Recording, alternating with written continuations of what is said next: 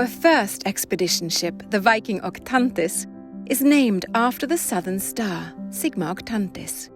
And her godmother is the remarkable Norwegian explorer and educator and friend Liv Arnesen. Liv was the first woman to ski solo to the South Pole, and along with fellow Viking godmother Anne Bancroft, she was one of the first women to ski across the entire continent of Antarctica. We are so honored to have Liv as part of our Viking family.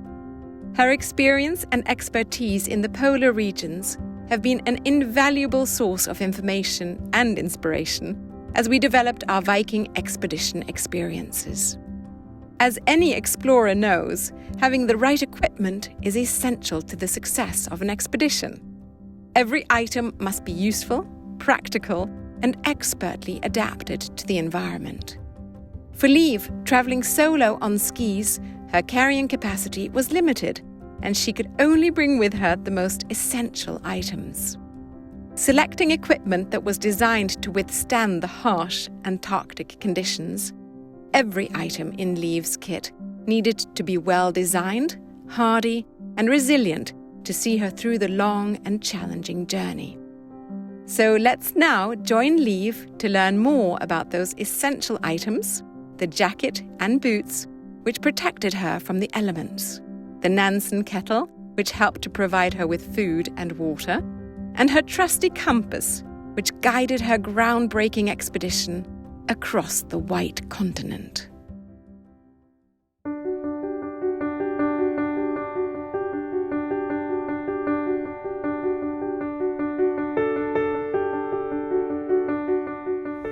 This is the shovel I used to the South Pole. It's a very traditional shovel. I used it many years before the South Pole trip, so I could put it in my backpack and put it like this. And the blade is really solid because the snow in Antarctica is really hard and packed. So this is a perfect blade. And I needed a lot of snow to melt water. I used about 8 liters every day. And I also had to put big chunks of snow around the skirts of my tent. So this was a good friend on my South Pole expedition. So usually it was really windy. In Antarctica is the most windful continent on the world. So this hat, windproof, and could protect my nose or my mouth, but it protected my nose. And when I used these goggles, in addition, I was really protected from the wind. And because of the light, it's light 24 hours a day, so it's important to use sunglasses or goggles to protect your eyes. So this was with me every day. I loved my ski boots. Kept me warm, didn't get any blisters. It's made by Cordura. It's very soft. And outside this matted sock, I had a waterproof sock. And inside I also had a waterproof sock. And inside there I can have some thin woolen socks. That means that the humidity, when I was sort of walking and sweating, the inner sock got wet. So I had to dry that on my stomach at night. But that kept this thick matted sock was kept dry all the time and isolated the boots really well.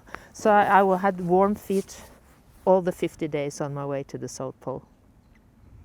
These are my mittens, which I also of course loved. They are made by cotton. Today most of the mittens are made by Gore-Tex.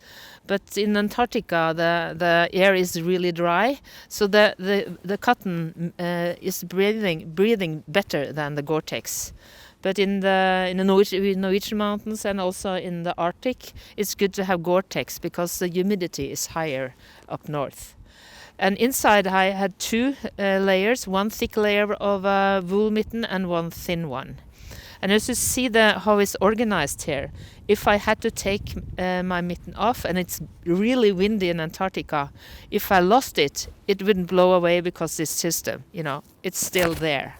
So, and it's a little bit, this is the skin, because it's really hard and for the mittens, using the ski poles.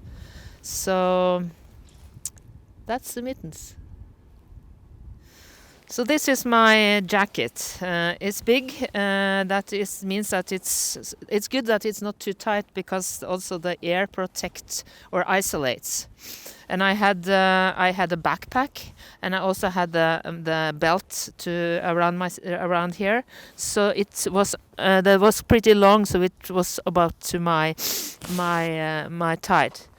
So it protected my butt from the wind. And it was big pockets up and here to just have different things, food, some chocolate and nuts and different things. Almost my compass, of course, was here. And it's a good hood. And I also by the elbows, I protected my elbows with some isolation stuff here in this, and I also had that on my knees. So it was really light and really comfy.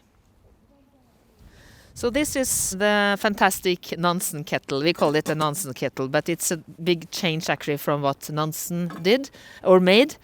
Nansen was the first man that skied across the Greenland ice cap.